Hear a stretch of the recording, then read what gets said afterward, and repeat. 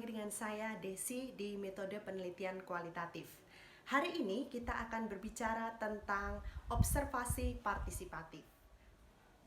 Apa saja yang ada dalam video ini yang bisa teman-teman pelajari? Ada 3 hal. Yang pertama adalah mengenai pengertian dasar dari observasi partisipatif. Dan yang kedua adalah persiapan. Apa yang harus teman-teman persiapkan ketika ingin melakukan observasi partisipatif. Dan yang ketiga, kelebihan serta kekurangan dari penelitian menggunakan observasi partisipatif. Oke, untuk itu kita langsung aja lihat video berikut ini. Merujuk pada definisinya, observasi itu sebenarnya dalam metode penelitian kualitatif sifatnya sistematis. Dan tujuannya adalah untuk mendeskripsikan suatu event, suatu tingkah laku, dan artifak-artifak. Dan ada setting yang khusus untuk mengkaji hal tersebut. Atau ada objek spesifik, lokasi, sites, yang merupakan objek spesifik dari observasi. Observasi partisipatif mensyaratkan adanya turun lapangan atau field work. Jadi, kalau ingin melakukan observasi partisipatif, maka peneliti harus melakukan field work atau melakukan turun lapangan. Dan dia harus melakukan pencarian yang aktif terhadap objek yang ingin dia cari. Dan dia harus bisa memorizing atau mengingat segala peristiwa yang dia temui selama dia melakukan penelitian, dan kemudian dia melakukan pencatatan terhadap hal-hal yang dia observe atau dia lihat. Kemudian dia juga bisa melakukan wawancara informal. Ketika dia melakukan observasi, kemudian dia bertemu dengan si A, si B, si C yang bukan merupakan target dalam wawancara formalnya, dia bisa untuk membuka percakapan dan melakukan wawancara informal. Dan yang terakhir dan cukup penting itu adalah kesabaran. Artinya peneliti harus benar-benar sabar untuk memperoleh datanya. Karena observasi ini tidak bisa dilakukan dalam jangka waktu yang singkat. Bisa jadi untuk dia memahami rutinitas, maka dia perlu ada di sites atau di location, itu mungkin sekitar seminggu, 2 minggu ya, untuk melihat rutinitasnya. Untuk melihat hari Senin itu apa, hari Selasa apa, dan seterusnya. Jadi butuh kesabaran. Kemudian peneliti tersebut akan mengamati, ya, dan tidak hanya itu, lebih dari mengamati, dia juga terlibat atau berpartisipasi dalam event tersebut. Misalnya seorang peneliti ingin meneliti mengenai suatu suku, ya, atau suatu komunitas tertentu, maka dia akan ikut. Kalau komunitasnya ada rapat, dia akan ikut. Kalau misalnya komunitasnya melakukan ritual, maka dia akan ikut ritual tersebut. Jadi ada proses partisipasi di mana si peneliti itu immerse atau menyatu dengan komunitas yang diteliti. Hal-hal spesifik yang ingin dilihat dalam observasi partisipatif ini adalah peneliti berupaya untuk blending atau bergabung dengan komunitas tersebut. Ya, blend itu artinya kelihatannya jadi satu dengan komunitasnya. Kalau komunitasnya memakai baju kebaya setiap hari, maka itu yang akan dipakai oleh peneliti. Kalau komunitasnya dia memakai baju yang aneh-aneh, maka ya dia harus memakai baju itu gitu ya. Ada observasi partisipatif pada kelompok punk. Kalau dia melakukan observasi partisipatif, maka dia akan memakai baju punk supaya dia bisa blending gitu. Orang tidak merasa kalau dia sedang di-observe ya. Nah, tujuannya apa? Tujuannya adalah agar dia bisa melihat bahwa komunitas melakukan hal yang apa adanya atau hal-hal yang mereka biasa lakukan apa adanya. Kemudian setelah itu peneliti akan menarik diri dari komunitas tersebut dan meleburkan dirinya pada data yang sudah dia peroleh untuk memahami fenomena yang ingin dia baca. Mengapa sih kita melakukan observasi partisipatif? Nah, ada beberapa hal penting yang perlu diperhatikan seorang peneliti kalau dia ingin melakukan observasi partisipatif. Yang pertama adalah dia mampu melihat data-data yang berupa ekspresi nonverbal gitu. Jadi kita tidak akan bisa melihat data itu kalau kita misalnya wawancara atau kuesioner. Bagaimana kita bisa melihat ekspresi-ekspresi dari seorang misalnya seorang prostitut ya atau seorang PSK ketika dia itu disakiti oleh orang. Nah, kita tidak bisa melihat ekspresi itu kalau kita sekedar wawancara. Tapi kita bisa melihat ketika Eee, misalnya PSK itu sedang ada di suatu situasi atau sedang berada di suatu rapat dan kemudian dia disingkirkan karena profesinya. Kita bisa melihat ekspresinya dia seperti apa ketika dia dimarginalkan. Kemudian kita juga bisa melihat interaksi apa adanya antara 2 orang, 3 orang atau komunitas tersebut. Dan kita bisa melihat power ya, siapa yang berkuasa di sini itu kita bisa lihat dengan observasi partisipatif ini gitu. Dan kemudian kita juga dapat melihat bagaimana komunitas ini berkomunikasi dengan satu dan yang lain. Dan terakhir itu adalah bagaimana bahasa dan istilah-istilah yang kita temukan dalam wawancara bisa kita pakai. Nah, ada hal lain juga, misalnya ada data-data sulit yang sensitif atau kurang nyaman jika dikatakan atau disampaikan dalam wawancara. Nah, itu bisa kita temukan dalam observasi partisipatif. Nah, itu tadi adalah pengertian dasarnya. Sekarang kita akan masuk ke persiapannya. Apa saja yang perlu teman-teman persiapkan sebelum teman-teman mengikuti atau terlibat dalam penelitian observasi partisipatif? Yang pertama adalah penentuan tujuan. Observasi partisipatif itu tujuannya adalah holistik. Dia ingin melihat secara keseluruhan. Bisa juga dia ingin mengkonfirmasi hasil wawancara. Ya, misalnya dia mewawancarai kehidupan suster gitu. Menurut suster, itu kehidupan suster itu sehari-harinya berdoa. Nah, dia melakukan observasi partisipatif dengan masuk ke biara dan melihat bagaimana suster itu berdoa.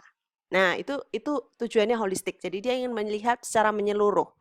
Kemudian yang kedua, dia ingin melihat hal-hal tersebut apakah akurat atau tidak, meskipun terbatas, ya. Meskipun itu hanya sebagian dari realitasnya atau sebagian dari let's say lokasinya. Jadi tidak semua, ya. Karena kita berangkat dari kualitatif itu memang dia sangat sangat tidak bisa kita representasikan atau generalisasi secara menyeluruh ya, tapi case memang. Nah, kemudian yang ketiga adalah meningkatkan validitas. Maksudnya apa?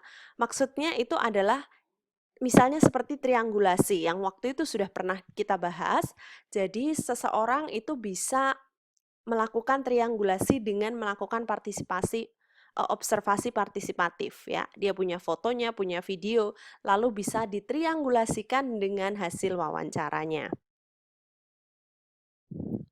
Nah, alat-alat apa yang bisa digunakan kalau teman-teman tertarik untuk melakukan observasi partisipatif? Tentu alat yang pertama itu video, ya jelas video. Meskipun video itu di satu sisi akan membuat seseorang tahu ketika mereka diobservasi, ya kelemahannya memang di situ. Tapi kalau misalnya seorang peneliti mampu untuk bisa memasang video di tempat atau boleh ya memperoleh izin memasang video di tempat yang tidak terlalu terlihat atau obvious gitu ya, itu mungkin bisa. Kemudian yang banyak dilakukan oleh peneliti itu catatan. Jadi seperti menulis diary atau jurnal, dia menulis catatan hari ini gitu. Apa yang hari ini saya alami. Maka seseorang yang terbiasa untuk menulis diary dari mulai dia kecil, ya mungkin Anda teman-teman cewek-cewek terutama ya, tapi cowok juga terbiasa menulis diary. Nah, observasi partisipatif itu sangat-sangat amat it's all about nulis diary gitu. Jadi catatan itu benar-benar Anda tulis what do you feel around you gitu. Jadi meaning makingnya itu seperti menulis diary. Ya, itu bisa dikembangkan lagi ke situ. Kemudian ada wawancara informal, ya itu kemampuan kita untuk bisa sensitif dengan data dan kemudian kita melakukan wawancara informal. Justru banyak data itu sering didapat dari wawancara informal daripada wawancara yang sudah terstruktur. Kadang-kadang seperti itu. Jadi kita nggak sengaja bump into someone atau ketemu dengan seseorang, lalu, Bapak udah lama di sini Pak. Nah, kita lanjutkan wawancara informal itu dan ternyata kita bisa menemukan banyak data dari situ. Kemudian ada juga percakapan natural. Nah, ini seperti apa? Misalnya waktu itu saya alami, saya sedang meneliti di desa Penglipuran, percakapan natural yang saya peroleh, saya duduk lalu minum kopi, tiba-tiba ada orang bule dari Australia datang dan saya melakukan percakapan apa adanya gitu. Dan ternyata percakapan natural itu bisa saya pakai dan justru banyak sekali informasi yang saya peroleh dari percakapan natural itu. Kemudian peneliti juga perlu mengembangkan atau menggunakan checklist ya. Apa saja sih yang mau di-observe? Itu supaya efektif dan efisien waktunya, itu Anda kembangkan checklist bahwa saya sudah melakukan ini, sudah mengobserve ini, sudah mengobserve itu, ini yang mau saya lihat dan seterusnya. Kemudian yang terakhir adalah rekaman atau memakai apa? Bukan video tapi audio ya yang bisa dikantongin. Lalu pada saat Anda merasa saya akan melakukan wawancara internal nih, Anda bisa hidupin gitu ya. Apa saja yang perlu dipersiapkan? Nah, ini dia pertanyaan yang pertama itu adalah tipe pertanyaannya sebagai guide dari observasi ya. Jadi Anda pasti harus punya guide observasi. Itu semua orang yang melakukan observasi partisipatif itu bukan terus just go on the field, do whatever you want tanpa ada guideline. Itu tidak bisa melakukan itu. Anda tetap harus punya guideline karena Anda akan menurunkan teori-teori dan menurunkan research question-nya. Dari situ research question itu apa yang mau Anda observe gitu ya. Kemudian lokasi studinya itu juga perlu dipersiapkan atau perlu dijajaki dulu di pre-survey ya. Jadi ada survei sebelum ke sana untuk melihat apa yang bisa saya lakukan. Nah, yang ketiga ini juga penting, kesempatan apa yang tersedia di lokasi yang bisa saya pakai untuk observasi. Jadi kalau saya sudah paham lokasi, sudah menguasai lokasi, saya tahu kesempatan-kesempatan apa yang bisa saya pakai untuk mendapatkan data observasi. Misalnya, ketika Anda ingin meneliti suatu komunitas tunarungu atau komunitas ya disabel gitu ya, itu Anda punya kesempatan apa di situ? Apakah Anda mendekati dulu mereka pemimpinnya atau Anda menggunakan kesempatan seperti ketika mereka berangkat pagi-pagi lalu Anda mengikuti mereka dan seterusnya. Jadi cari kesempatan itu. Yang keempat adalah representasi peserta pada populasi di mana riset dilakukan. Maksudnya apa?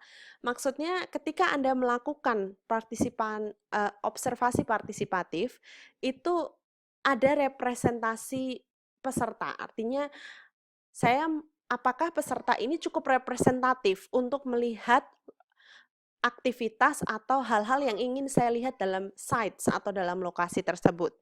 Dan itu perlu Anda identifikasi. Ya, waktu itu saya misalnya meneliti tentang pariwisata, maka saya identifikasi peserta dalam pariwisata tuh siapa aja sih? Misalnya ada guide, ya, ada ketua adat, kemudian ada karang taruna, ada cleaning service, ada tukang sapu dan seterusnya. Itu saya identifikasi representasi dari peserta tersebut. Kemudian yang terakhir adalah strategi untuk merekam. Bagaimana Anda menggunakan strategi untuk merekam, memorizing everything, itu bagaimana? Ya, dan terakhir itu adalah analisis data. Bagaimana saya menganalisis data yang begitu banyak, itu yang paling pusing menurut saya. Bagaimana saya memasukkan hasil observasi itu dan menganalisis data tersebut. Apa saja tapi hal-hal yang harus saya perhatikan ketika melakukan observasi partisipatif ya, apa saja?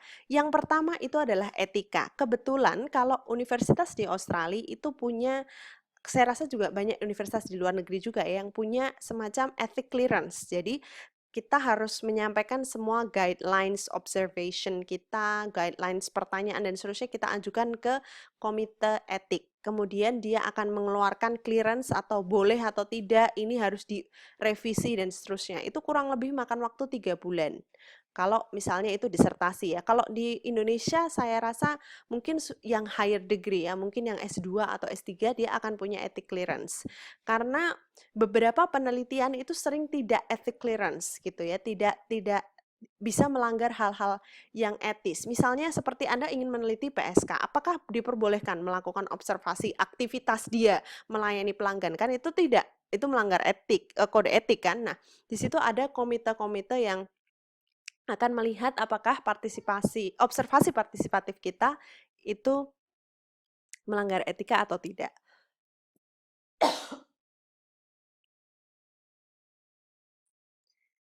Yang kedua adalah adanya izin masuk untuk melakukan penelitian. Jadi surat itu pasti penting ya.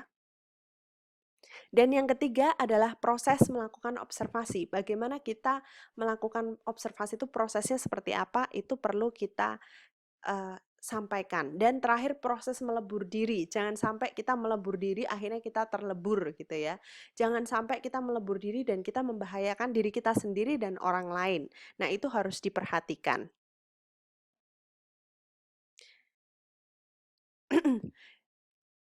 Yang ketiga adalah keuntungan dan keterbatasan dari observasi partisipatif. Apa sih keuntungannya? Satu, keuntungannya peneliti bisa memperoleh data yang berbeda. Artinya data yang mungkin bisa jadi tidak sama dengan wawancara dan dia bisa mengkonfirmasi atau mengkontraskan.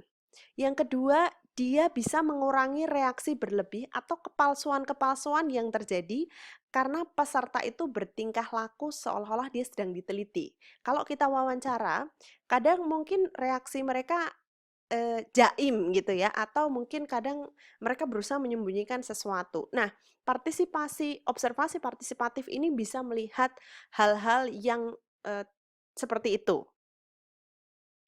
Lalu dia juga bisa membantu untuk membuat pertanyaan itu relevan dengan suatu konteks budaya. Ya, seringkali kita menggunakan teori-teori barat. Apakah teori-teori barat itu kemudian muncul menjadi sebuah pertanyaan cocok nggak dengan konteks budaya di situ? Nah, dalam observasi itu kita bisa melihat itu, gitu. Dan yang terakhir, kadang ini menjadi satu-satunya cara untuk masuk ke dalam suatu komunitas dan mendapatkan data. Kadang-kadang mereka bilang, no, kita nggak mau wawancara. Kalau observasi boleh nggak? Boleh. Nah, itu kadang-kadang sering terjadi juga. Setiap penelitian pasti ada kelemahan dan kelebihan.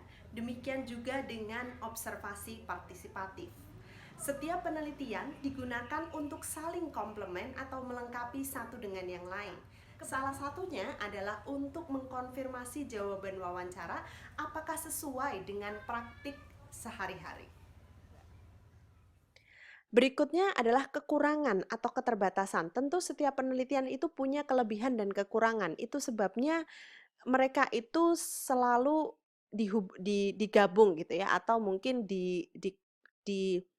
ditambahkan, complementary buat yang satu dan yang lain. Nah, kekurangannya itu tentu ada yang disebut bias personal data.